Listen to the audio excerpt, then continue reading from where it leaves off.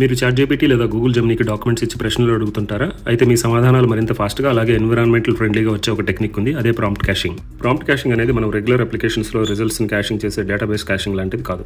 మీరు ఏఐకి ఏదైనా పెద్ద డేటాని ఇచ్చినప్పుడు అది దాన్ని చదివి తన ఇంటర్నల్ అండర్‌స్టాండింగ్‌ని కేవీ పెయిర్స్ రూపంలో సేవ్ చేసుకుంటుంది.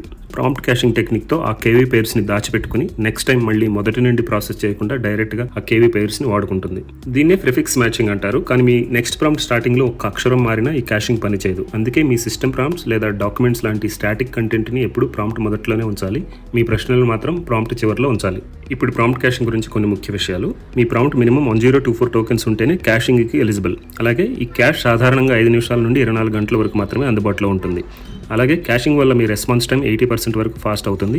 ఇంకా ఎలక్ట్రిసిటీ ఆదా అయ్యి పర్యావరణానికి కూడా మేలు జరుగుతుంది. సో చూసారుగా, మీ ప్రాంప్ట్స్ని సరైన ఆర్డర్లో ఇస్తే ప్రాంప్ట్ క్యాషింగ్ ట్రిక్ మీ బిల్లులను మితంగా, ఆన్సర్స్ని త్వరితంగా పొందొచ్చు. ఇలాంటి మరిన్ని ఏఐ సీక్రెట్స్ కోసం వెంటనే సబ్స్క్రైబ్.